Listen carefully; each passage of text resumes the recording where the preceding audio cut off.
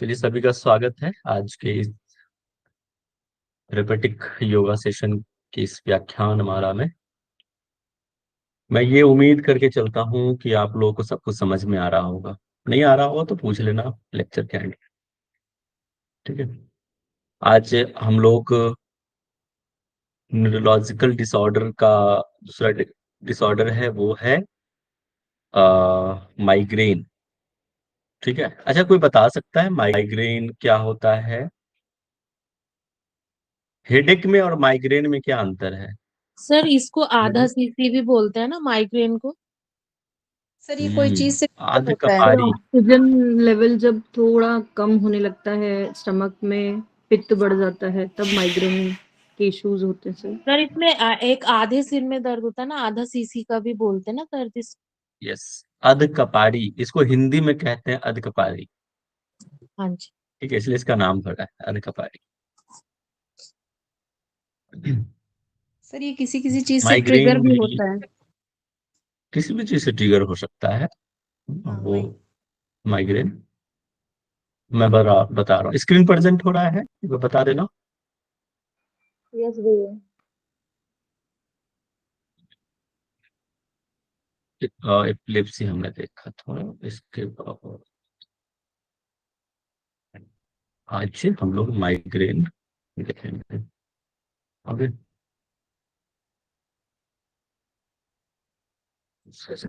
दिख रहा है सबको? जी भैया। ठीक है। इंट्रोडक्शन देखो, migraine is a common neurological disease that causes a variety of symptoms. कई इसके सिम्टम्स हो सकते हैं। ठीक है। और ये क्या है? न्यूरोलॉजिकल डिसऑर्डर है, डिजीज है। ये डायरेक्टली नर्वस सिस्टम से कनेक्टेड है। Okay. Most notably a throbbing pulsing headache on one side of your head. Throbbing मतलब जैसे तेज धड़कने तेज हो जाती है इस टाइम पे भी। थ्रोबिंग मतलब धड़कना। या फिर पल्सेस हेडेक मतलब पल्स के जैसा यहाँ पे लगेगा कि एक साइड में पल्स हो रहा है, बहुत चुभने जैसे भी हो सकता है। और वो हेड के आधे भाग में होता है। One side of your head, एक साइड, पूरे सर में नहीं होगा, एक साइड में, इसलिए इसको माइग्रेन कहते हैं। Your migraine will likely get worse with physical activity. अब देखो ये बता रहा है कि ये जो माइग्रेन है ये वर्स्ट हो सकता है कैसे? Physical activity, light, sound and smell, इससे ट्रिगर हो सकता है।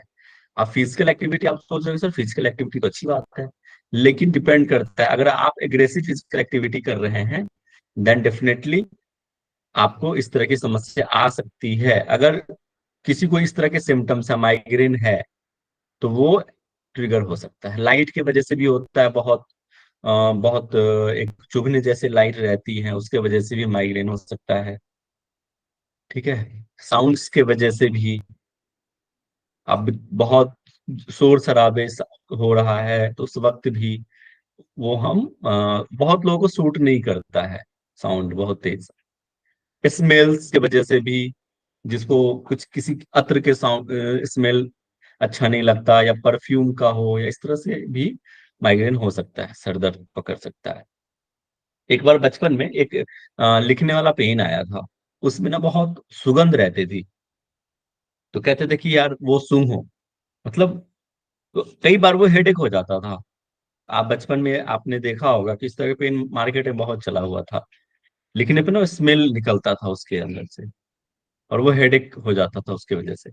इट में लास्ट एट लीस्ट 4 आवर और इवन अ डेज। ये 4 घंटे, एटलीस्ट जो है 4 घंटे का हो सकता है, या फिर पूरे दिन भी हो सकता है ये चीजें।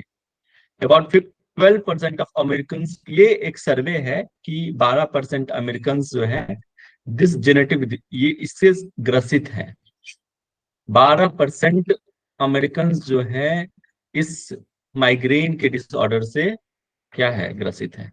Research shows that it is the sixth most disabling disease in the world. ये पूरी दुनिया में ना सबसे, मतलब एक कह लो तो बड़ा खतरनाक एक डिजीज है ये। सबसे इसको इसको 6 नंबर पे रखा गया है। Okay, छठा सबसे डिसेबलिंग डिजीज है इस दुनिया में, ये रिसर्च बताता है।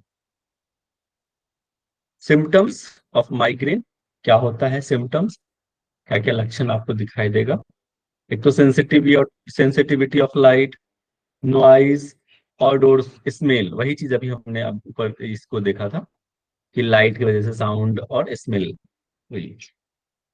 ठीक है, नौसिया एंड वॉमिटिंग होगा ना, मिचली आना, अब इसमें वॉमिट हो सकता है, पेट का अपसेट होगा, और एब्डोमिनल पेन, एब्डोमेन में क्रैम्प्स आ सकता है। ओके, लॉस ऑफ एपेटाइट, भूख नहीं लगेगी जल्दी, फीलिंग वेरी वार्म, स्वेटिंग और कोल्ड, मतलब ठंडा गर्म का महसूस होना के बॉडी में, पेल स्किन कलर, आपके जो स्किन है वो क्या हो जाएगा, शरीर में पीलापन आ जाता है, स्किन क्या होगा, पेल हो जाएगा। फीलिंग टायर्ड, बहुत थका हुआ महसूस करोगे आप, डिजीनेस होगा, और ब्लर्ड विजन, विजन भी क्या हो जाएगा, ब्लरिश होगा, हो जाएगा वो, आई आई मतलब उसमें भी डिफेक्टिव आना शुरू हो जाएगा। टेंडर स्काल्प, स्काल्प जैसे सर में ना वो टेंडरनेस आ जाना, सिर पे। इसके बाद डायरिया होना, है ना, लूज मोशन, और फीवर का भी आना इसमें होता है, इसमें माइग्रेन में। अब इसके 4 फेजेस, ये आप ध्यान में रखिए, जैसे सिम्टम्स तो रखना ही है ध्यान में, ये 4 फेजेस कहा गया है हेडेक का। 4 फेजेस क्या होते हैं, तो पहला जो होता है वो, तो थोड़ा जूम कर देता हूँ, तब दिख रहा है ना क्लियर अच्छे से सबको इमेज। आप अपने स्क्रीन को भी जूम कर सकते हो। ओके, देखो ये जो पहला है ना, वो कहते हैं प्रोड्रोम। ठीक है, ये 3 hours टू सेवरल डेज, ये कई दिन तक, ये एक चार्ट है, ये आप इमेज देखो अच्छे से, कि जो पहला जो स्टेज है वो प्रोड्रोम कहलाता है, उसमें 3 घंटे से लेकर कई दिनों तक हो सकता है ये चीजें। ठीक है, और दूसरा होता है ऑरा। एक मिनट, दूसरा होता है क्या, ऑरा। ऑरा में क्या होगा, ये 5 से 60 मिनट तक रहता है। ये देखो ये बेसिक होता है, ये मतलब एक कह सकते हो कि माइग्रेन का फर्स्ट स्टेज है ये। फिर थोड़ा सा और सीवियर होगा तो वो ऑरा कहलाएगा। ठीक है, ये 5 से 60 मिनट तक रहेगा। इसके बाद आता है हेडेक, ये बहुत ही सीवियर, ये बहुत ही खतरनाक है, इसको देखो इसलिए रेड से लिया है। ये 4 से 72 घंटे तक रह सकता है, मतलब 3 दिन तक। ठीक है, ये बहुत सीवियर पेन होता है इस टाइम पे, बहुत सर पकड़ लेगा, बहुत ही सीवियर पेन। स्टार्टिंग में तो प्रोड्रोम में बहुत लाइट आप मतलब सह सकते हो, फिर ये थोड़ा सा और एग्रावेट हो गया, और ये बहुत ही पीक है। ठीक है, ये बहुत ही, इसमें आपको मेडिकल ट्रीटमेंट लेने की आवश्यकता पड़ जाएगी। और ये होता है पोस्ट ड्रोम, 1 से 2 दिन तक रहेगा ये।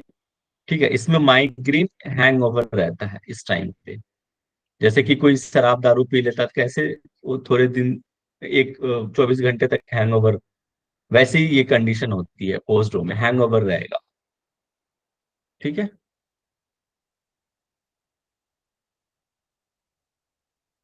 अब देखो एक एक करके ना इसके सिम्टम्स को समझते हैं, प्रोड्रोम के सिम्टम्स क्या है, ये आपको याद करना है, एग्जाम्स में आते हैं ये 4 स्टेजेस के नाम, है ना, प्रोड्रोम, ऑरा, हेडेक और पोस्ट्रोम। सबसे सीवियर होता है हेडेक, ये जो 3rd स्टेज है ना, बहुत ही सीवियर है ये। तो प्रॉब्लम्स कंसंट्रेटिंग, इस टाइम पे क्या होगा, कंसंट्रेट करने में इरिटेशन आएगा, डिप्रेशन आएगा, डिफिकल्टी स्पीकिंग, बोलने में थोड़ी सी समस्या आएगी, और पढ़ने में भी समस्या आएगी।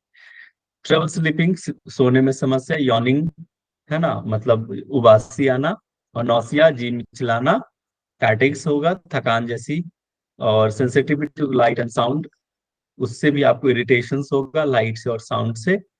फूड क्रेविंग्स, भूख बहुत तेज लगने लग जाएगी इस टाइम पे, क्रेविंग्स मतलब आना, भूख लगना। और इंक्रीज यूरिनेशन, आपकी जो मूत्र की जो क्रियाएं हैं वो भी बढ़ जाएगा, मसल स्टिफनेस, मसल्स भी क्या हो जाएगा, उसमें स्टिफनेस आ जाएगा, करापन आ जाएगा प्रोड्रोम में। और में क्या होगा, seeing the bright flashing dot sparkles of light, ये भी थोड़ा सा लाइट से सेंसिटिव है ये, ठीक है। स्पार्कल होगा या फिर ब्राइट, बहुत तेज ब्राइट लाइट होगा, उससे इरिटेशन बहुत हो जाएगा। Blind spot in your vision, blindness जैसे स्पॉट्स आ जाना, मतलब इसमें भी विजन से रिलेटेड है कि विजन ब्लरिश हो जाएगा, डार्कनेस फील होगा, ब्लाइंडनेस फील होगा। Numb of tingling of skin, skin का टिंगलिंग हो जाना, नमनेस हो जाना, सुनापन।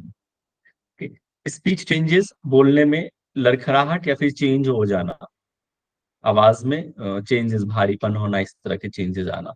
रिंगिंग इन योर आईज, इसको टाइनेटिस भी कहते हैं, ठीक है। ये कुछ समय पहले ना एक कोई स्टूडेंट हमें कहा कि सर टाइनेटिस ये भी एक रीजन है, ठीक है। आपको ना हेडेक, जिनको टाइनेटिस रहता है, जिसको जैसे कानों में ना जैसे कि कुछ बज रहा है, कुछ आवाजें आ रही है, रिंगिंग जैसे कुछ भी साउंड्स आ रहे हैं, उसको हम कहते हैं टाइनेटिस, ठीक है। उस टाइम पे भी हेडेक ये हो सकता है। और अपना टेम्परेरी विजन लॉस, कुछ समय के लिए आपका विजन भी डाउन हो जाएगा, लॉस हो जाएगा। सीइंग वेवी और जैक्ट लाइन, जैसे कोई लाइन है ना, तो क्या होगा वो, जिग जैग जैसा शो होना, लाइन स्ट्रेट लाइट है लेकिन जैसे आप देखोगे ना तो वो जिग जैग जैसे दिखेगा। चेंजेस इन स्मेल्स, स्मेल्स भी उसमें चेंज आने लग जाएगा, टेस्ट चेंज हो जाएगा। फनी फीलिंग, मतलब एक फनी एक फीलिंग है ये। सेंसिटिव, इसमें भी वही से ही है, sensitive to light, noise and order, ठीक है। स्मेल और या फिर लाइट से सेंसेशन होगा, फिर नॉइज जो है उससे भी नौसिया आएगा, वोमिटिंग आएगा, stomach upset and abdomen cramps आएगा, loss of appetite, feeling very warm, sweating, ठंड, कोल्ड आउट। ये जो हम पहले स्टार्टिंग में जो हमने देखा ना, ये symptoms of migraine same as it is ये आ जाएगा, इसमें फीवर भी आएगा आपको, डायरिया फीवर, सेम रिपीटेशन है ये चीजें, अभी हमने आपको डिस्कस किया है ना ऊपर, कि माइग्रेन के सिम्टम्स हैं।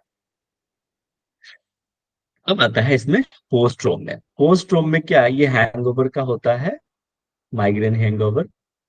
Being unable to concentrate, concentration में प्रॉब्लम आएगा, फीलिंग डिप्रेशन हो जाएगी, फैटिक्स होगा, not being able to understand things, कुछ भी समझने में कठिनाई होगी, और फीलिंग इफोरिया होती है, कुछ मिजाज जैसा होता है, इफोरिया मतलब खुशी होती है, ठीक है। इस टाइम पे मतलब इस तरह की फीलिंग्स आना शुरू हो जाएगा। कॉजेस, कारण क्या है, ये समझ में आ गया ना, ये चार स्टेजेस, सिम्टम्स, ये नाम आपको याद रखना है, ये जो चार है, ये नाम, बहुत ही सीवियर कंडीशन हेडेक का होता है, ठीक है। ये सब माइल्ड रहते हैं, ये सीवियर होता है हेडेक। कॉजेस, तो migraine causes are not fully understood. देखो ये चीज है ना, इसके कारण अभी तक कुछ पुख्ता कोई कारण नहीं मिला है कि भाई कि इसी की वजह से होगा, कि ऐसा कोई फुल्ली कोई भी नहीं है कारण निकला है अभी तक, ठीक है। Genetics and environmental factor appear to play a role, ये हो सकता है कि जेनेटिक्स हो सकता है, इन्वायरमेंट की वजह से हमारा जो वातावरण चेंज हो रहा है उस टाइम पे भी इस तरह के चीजें कारण हो सकती है, लेकिन कोई ठोस कारण नहीं है। समझ में नहीं आता कि कुछ भी कोई फिक्स किसी कारण से ही आपको माइग्रेन हुआ है, ठीक है। Changes in the brain stem, अच्छा कोई बता सकता है ब्रेन स्टेम क्या होता है? आपको ये टर्म जानना चाहिए कि ब्रेन स्टेम क्या होता है, क्या क्या होते हैं ब्रेन स्टेम में, पढ़ा है ना एनाटॉमी आप लोगों ने? संतोषी जी, पढ़ा है ना क्या होता है brain stem? Sir pons, medulla oblongata, और दो ही और चीज, एक और चीज थी। तीन चीज अ, होते हैं, ये तो हमें भी पता सर है। पोन्स, Cerebellum. मेडुला ऑब्लांगोटा और mid brain. Main brain, yes, ठीक है। तीन चीजों से मिलकर ये जो है ब्रेन स्टेम बनता है, medulla oblongata, pons and mid brain, ठीक है। ये चीजें याद रखिए, आपने उसमें पढ़ा होगा ना, एनाटॉमी में पढ़ा होगा। And it's interactions with the trigeminal nerve, चलो एक ये भी टर्म आता है, ये भी इसको भी हम समझा देते हैं, क्या होता है ट्राइजेमिनल नर्व्स। अच्छा बताइए ट्राइजेमिनल नर्व्स कहाँ पाया जाता है? एनीवन? प्रेरणा जी बताइए, ये ट्राइजेमिनल नर्व्स कहाँ पाया जाता अभी है? नहीं पढ़ा भैया। याद नहीं आ रहा? फेस में सर। फेस में? बस भैया इतना पता है कि ये सबसे बड़ी होती है। चलो एक हिंट देते हैं, सब लोग टाइप कीजिए कि क्रेनियल में पाया जाता है कि स्पाइनल में पाया जाता है ट्राइजेमिनल नर्व। आपने पढ़ा आना होगा कि भाई क्रेनियल, हिमांशु जी बहुत बढ़िया। तो ये जो है क्रेनियल नर्व्स होता है, ट्राइजेमिनल नर्व्स। और ये कितने पेयर होता है?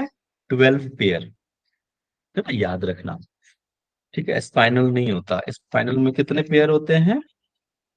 31 पेयर होते हैं ना, कुछ याद है ना? 31 ही होते हैं ना? बहुत बढ़िया। और क्रेनियल Yes, 12 sir. पेयर, तो ट्राइजेमिनल। चलो, तो ये 2 पॉइंट्स हमने डिस्कस कर लिया। या major pain pathway might be involve, so might imbalances, ये इसकी वजह से क्या होगा? इनबैलेंसेस, है ना, संतुलन कमी in brain chemicals including serotonin. अच्छा ये बताइए सेराटोनिन क्या होता है? भैया ये हार्मोन। तो वो होता है, क्या? हार्मोन। हार्मोन है भैया। Sir, happy hormone. हार्मोन। अच्छा, सेराटोनिन हार्मोन है। क्या इसको हम न्यूरोट्रांसमीटर कह सकते हैं? अच्छा, ये एक क्वेश्चन है कि सेराटोनिन हार्मोन है, न्यूरोट्रांसमीटर है, या दोनों है, या इनमें से कुछ नहीं है? बोथ। नीतू जी बताइए, नीतू। संतोषी जी कह रहे हैं दोनों है। ठीक है, तुक्का मार लो, कोई दिक्कत नहीं है, आइस पाइस खेल सर लो। न्यूरोट्रांसमीटर। न्यूरोट्रांसमीटर है, कुछ कह रहे हैं दोनों है, कुछ कह रहे हैं हार्मोन है। चलिए, जो दोनों कह रहे हैं उनका जवाब सही है, ये दोनों ही है। ठीक है, ये हार्मोन का डक्ट से आता है, ये है ना, डक्ट हार्मोन। और न्यूरोट्रांसमीटर इसलिए कहते हैं क्योंकि ये नर्वस सिस्टम में यूज होता है। भाई न्यूरोलॉजिकल डिसऑर्डर पढ़ रहे हैं, तो ऐसे भी अपना लॉजिक माइंड लगा सकते हैं। तो serotonin which helps regulate pain in your nervous system. ठीक है, ये जो सेराटोनिन है वो हेल्प करता है, रेगुलेट करता है pain in your nervous system को। ठीक है, वो हार्मोन एज ए न्यूरो और हार्मोन दोनों एज ए वर्क करता है। ठीक है, देखो ब्रेन केमिकल्स इंक्लूडिंग सेराटोनिन, ये केमिकल है, ये हार्मोन्स हैं which help regulate the pain in your nervous system. ठीक है, सेरोटोनिन हार्मोन्स आपको सिक्रेशन होना चाहिए। ठीक है, अच्छा है। Researchers are studying the role of serotonin in migraine. बहुत सारे रिसर्चर जो हैं ये रिसर्च करते हैं कि क्या रोल है, स्टडी करते हैं सेरोटोनिन का इन माइग्रेन में। अदर न्यूरोट्रांसमीटर्स प्ले, आप देखो अदर, क्योंकि भाई सेरोटोनिन एज ए न्यूरोट्रांसमीटर भी है, इसलिए कहा है कि others neurotransmitters play a role in the pain of migraine including calcitonin, gene related peptide, CGRP. अब जैसे कि सेराटोनिन है ना, वैसे एक दो और है, नेफ्रीन है, इपिनेफ्रीन है। ये सब क्या हार्मोन एज ए हार्मोन है और न्यूरोट्रांसमीटर है। सुना है ना, नेफ्रीन, इपिनेफ्रीन, सुना है ना आप लोगों ने? नहीं सुना होगा। सुना है सर। नहीं, नहीं सुना है तो सुन लोगे सुना है, जब पढ़ोगे। स्टडी। माइग्रेन, कुछ कोई पूछ रहा है क्या? लास्ट में पूछ रहा हूँ, कुछ कोई पूछ रहा है? नहीं भैया।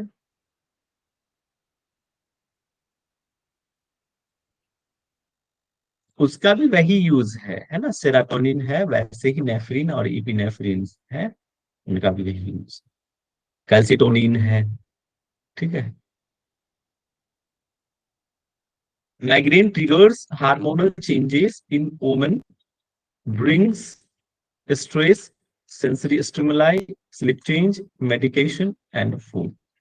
ये माइग्रेन ट्रिगर ट्रिगर हो सकता है, एक तो किसके वजह से, हार्मोनल चेंजेस की वजह से वुमन में, खासकर महिलाओं में ज्यादातर देखने को मिलता है ड्यूरिंग द प्रेगनेंसी और मेंसेस के दौरान, है ना। मेंसेस के दौरान हार्मोनल चेंजेस ज्यादा होते हैं महिलाओं में, ठीक है। और जब ड्रिंक्स करते हैं उस टाइम पे भी स्ट्रेस के वजह से और सेंसरी स्टिमुलाई, लाइट, इस साउंड, नॉइज एंड टच के वजह से भी है। स्लीप चेंज, अगर आप अच्छे ढंग से नहीं सोएंगे तो उस टाइम पे भी क्वालिटिव स्लीप होना चाहिए। अगर आपने रात भर नहीं सोया तो देखो अगले दिन आपको माइग्रेन हो जाएगा, मतलब हेडेक आना शुरू हो जाएगा, ठीक है। हेडेक क्या एक प्रकार, मतलब माइग्रेन क्या एक प्रकार का हेडेक है, ओके। तो आ जाएगा, मेडिकेशंस की वजह से भी होता है और फूड के वजह से भी। देख, अगर आपने अच्छे से खाना नहीं खाया, टाइम पे नहीं खाया, बार बार आप टाइम चेंज करते हो, फूड का एक फिक्स टाइम होना चाहिए, खाने का भी एक नियम होता है, आहार का भी नियम है, ठीक है। तो ये सब के वजह से भी माइग्रेन क्या होगा, ट्रिगर हो सकता है। अब आता है यौगिक मैनेजमेंट।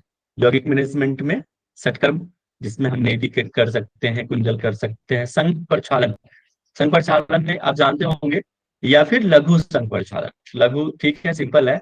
संघ प्रक्षालन को हम साल में 2 ही बार करना चाहिए, जब मौसम न ज्यादा गर्म हो न ज्यादा ठंडा हो, है ना, बसंत ऋतु के आसपास का मौसम। और दूसरा क्या, अक्टूबर नवंबर के आसपास, न ज्यादा ठंड न गर्मी, उस टाइम पे संघ प्रक्षालन करना चाहिए। और किसी कुशल योग प्रशिक्षक के मार्गदर्शन में ही करना चाहिए। इसमें हम कुछ पानी पीते हैं गुनगुना नमक वाला, फिर कुछ आसन करते हैं, फिर पानी पीते हैं, कुछ आसन करते हैं, इस तरह से। और फिर वॉशरूम हम जाते हैं कंटिन्यू इस पर, उसमें, इसको कहते हैं संघ प्रक्षालन, ठीक है। इसका विधि जो है घेरंट संहिता जब आप पढ़ोगे या पढ़ लिया होगा आपने, तो वहां पे अच्छे से डिटेल में दिया हुआ है, लघु संघ प्रक्षालन का भी और संघ प्रक्षालन का भी। कुंजल क्रिया और नीति, ये हो गया हमारा षटकर्म। ये भी हेल्प करता है हमारे माइग्रेन को। अब अच्छा बताओ, बड़ा अच्छा है कि भाई नेति किस रूप में माइग्रेन को हेल्प करेगा, आपसे इंटरव्यूअर पूछ सकता है, ठीक है। ये खासकर देखने को, नेति किस रूप में हेल्प करेगा बताइए, anyone, have you any idea, sir दिमाग लगाओ। माइंड को रिलैक्स करता है। जैसे ही जल नीति हम करते हैं तो वो धीरे धीरे पोर होता जाता है पानी, तो माइंड रिलैक्स होता चला जाता है ये तो उससे। ठीक है, मतलब ये सबसे तो, ज्यादा बेनिफिट है ये इससे। तो एक एनाटॉमिकल आंसर नहीं है, आपने ठीक है, माइंड सर रिलैक्स होता है, लेकिन ऑस्मेटिक प्रेशर के कारण, ऑस्मेटिक आपको, प्रेशर जो डेवलप होता है। ठीक है, आपको मैंने ना वो पढ़ाया था, क्या पढ़ाया था, सर चार साइनोसाइटिस। सर 4 फेज बताए थे आपने, उसमें ये बताया गया है कि साइनोसाइटिस पढ़ाया था विजन ना, ब्लर हो साइनोसाइटिस। जाती है। साइनस पढ़ाया था, साइनस। उस साइनस की वजह से भी भाई हेडेक होता है, उस टाइम पे बताया था मैंने ये चीजें। तो उसके 4 भाग हमने बताया था, साइनस के 4 भागों में बांटा गया, कहाँ कहाँ पाया जाता है। एक तो होता है front, frontal, ethmoid, frontal. Primary और मेडुलरी। यस। तो भाई जब आप नेति करते हैं तो जो भी हमारे म्यूकस है उस रीजन पे, क्योंकि वो भी तो ट्रिगर करता है, साइनोसाइटिस के वजह से भी हमारा हेडेक होता है और माइग्रेन आ सकता है, जनरली देखने को मिलता है, ठीक है। जिनको साइनोसाइटिस है उनको हेडेक रहती है, आप देखना, मतलब जनरली ऐसा होता है, सबके केस में नहीं लेकिन होता है। तो उस केसेस में भी, जैसे जो हमारे फ्रंटल भाग है, 4 भागों में हमने बताया था, इथेमोइड है, सिफेनोइड है और मैक्सिलरी, चौथा, जहां पे म्यूकस हमारा जमा होता है, उसको भी क्लीन करता है नीति के माध्यम से। अब आता है आसन, पादहस्तासन, पद्मासन, वीरासन, अधोमुख श्वानासन। अधोमुख श्वानासन को हम पर्वतासन कहते हैं, माउंटेन पोज। पश्चिमोत्तानासन, मार्जरी आसन, सेतुबंधासन। ये आसन हमारे इसमें हेल्प करेगा माइग्रेन। प्राणायाम में भ्रामरी, ये भ्रामरी कराते हैं, अब देखो माइग्रेन में वो कंडीशन पे डिपेंड करता है, ये जरूरी नहीं। कई बार क्या होता है कि भ्रामरी करने पे वो ट्रिगर हो सकता है। भाई जिनको माइग्रेन मतलब उस वक्त नहीं है, लेकिन जब आप भ्रामरी करो तो हो सकता है कि वो ट्रिगर कर जाए। तो पेशेंट पे डिपेंड करता है, उसके कंडीशंस को देखते हुए हम भ्रामरी कराते हैं। ठीक है, ये याद रखिए। भ्रस्तिका भी और नाड़ी शोधन तो करा, इस पे नाड़ी शोधन स्पेशल। ठीक है, क्योंकि भ्रस्तिका क्या है, फोर्सफुली करते हैं, इनहेलेशन एक्सहेलेशन, तो हो सकता है कि हेडेक हो जाए ना है। तो उस टाइम पे हम पेशेंट के कंडीशंस को देखते हुए प्रिस्क्राइब करेंगे भ्रामरी और भ्रस्तिका, कि भाई कौन सा स्टेज है, क्या है। स्टेजेस हमने बताया ना माइग्रेन, वो स्टेज को देखते हुए ध्यान में रखते हुए इसको कराना है। Relaxation is the best. Shavasana कराइए, योग निद्रा कराइए। कई बार क्या होता है कि मेडिटेशन कराने की वजह से भी माइग्रेन बढ़ जाता है। ये केसेस है, स्टेज को देखते हुए, उसके माइग्रेन के सिम्टम्स को देखते हुए, स्टेज को देखते हुए हम मेडिटेशन देते हैं, अदरवाइज अवॉइड करना चाहिए। कई बार बोलते हैं कि भाई माइग्रेन हो गया, हेडेक है, तो आप मेडिटेशन करो। ठीक है, नहीं भाई, एग्रावेट हो जाएगा, उल्टा रिएक्शन भी कर सकता है ये चीजें। ओके, ये सब चीजें ध्यान में रखने वाली बात है। आप as a yoga teacher, yoga therapist, आप आगे काम करोगे या कर रहे होगे तो ये चीजें ध्यान रखना। अब आता है, ये समझ में आ गया migraine. This is all about the migraine. अब हम नेक्स्ट टॉपिक पढ़ेंगे, इसको हम कंप्लीट कर लेते हैं। नेक्स्ट है हमारा टेंशन हेडेक। ओके भाई देखो, ये हाँ लड़की है, बड़ा बोझ तले, बहुत ही टेंशन है इसको। उस टेंशन की वजह से जो हेडेक हो रहा है, ये है। देख रहे हो कितना बड़ा पत्थर इसके सर पे है, बहुत हो रहा है। ठीक है, अब इंट्रोडक्शन, ये समझ में आ गया ना सबको माइग्रेन? Everyone clear? यस कोई बता दीजिए। हिमांशु क्लियर है ना? जी भैया। चलो ठीक है, ओके प्रेरणा। Yes sir. ठीक है, अब आता है टीटीएच, जिसको हम कहते हैं tension type headache. Tension type headache is generally mild to moderate pen.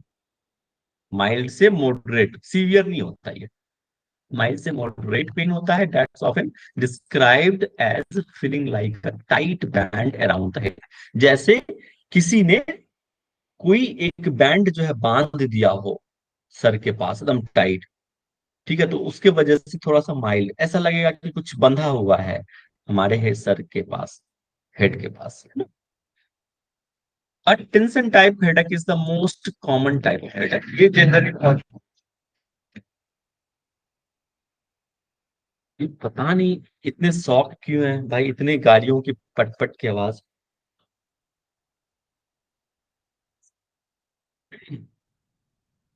Tension type headache is the most common type of headache.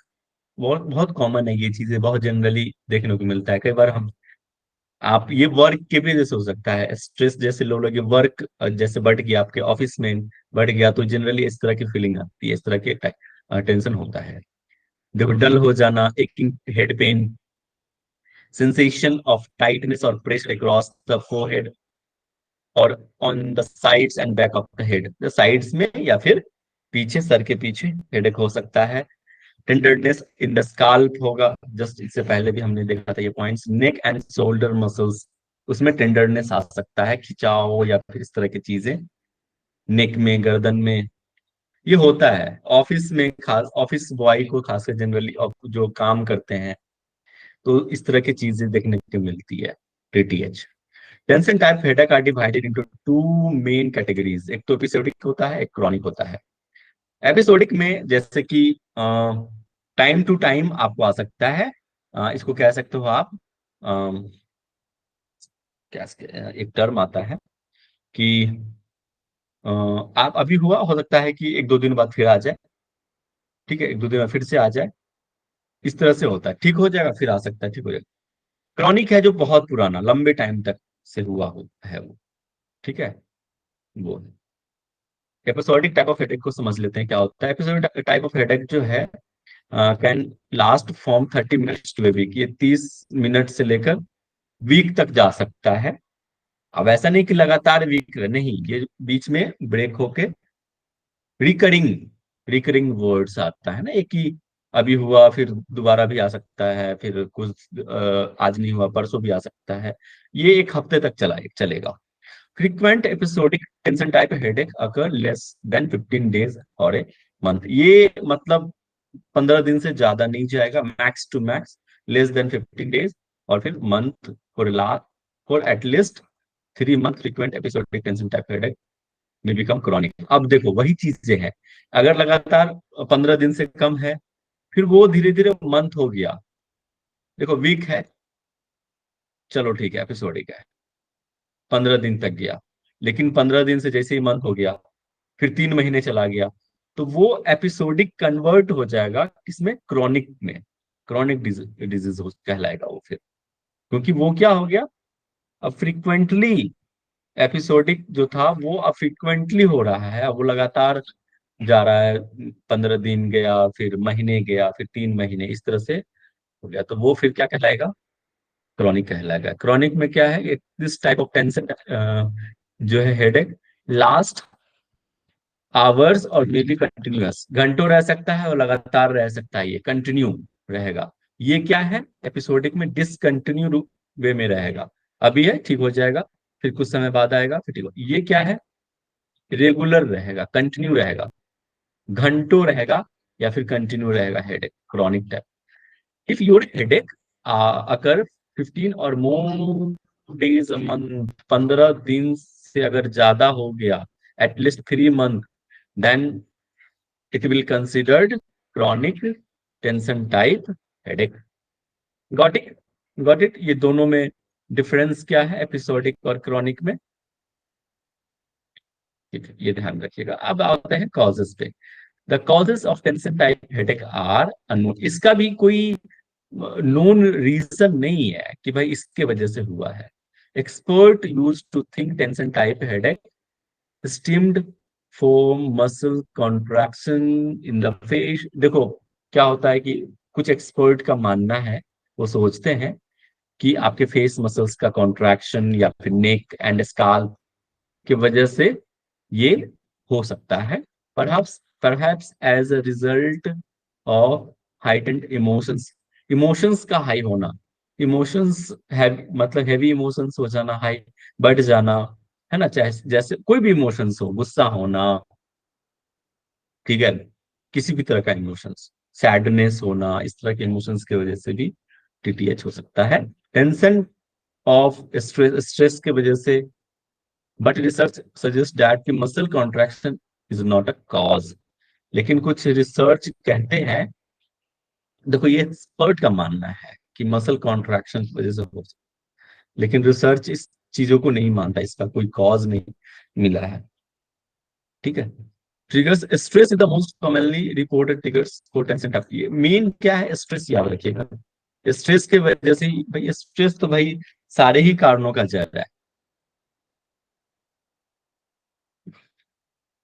ठीक है, तो इसलिए भाई ये स्ट्रेस मत लो आप एग्जाम का, ठीक है, नहीं तो भाई सिर्फ ये हेडेक या माइग्रेन टीटीएच, ये स्ट्रेस कई सारी प्रॉब्लम्स का जड़ है, ये स्ट्रेस, चिंता, ठीक है, तो चिंता को भाई चिता आग लगा दो, बिंदास रहो, मस्त रहो, हंसते खेलते तैयारी करो, ठीक है, निकल जाएगा, कोई दिक्कत नहीं है। स्ट्रेस में रहोगे तो जो भी आता है वो भी भूल जाओगे।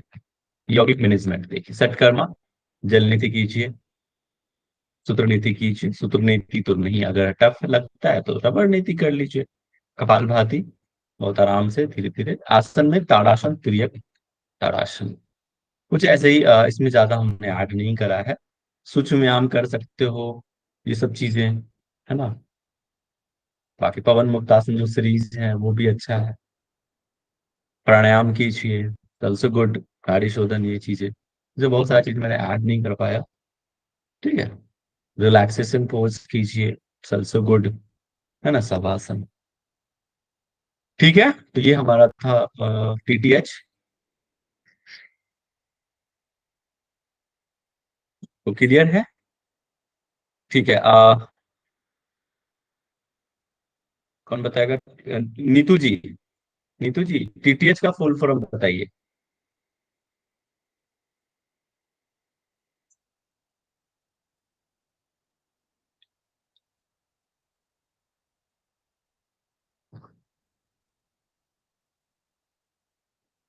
टेंशन टाइप हेडेक, चलो।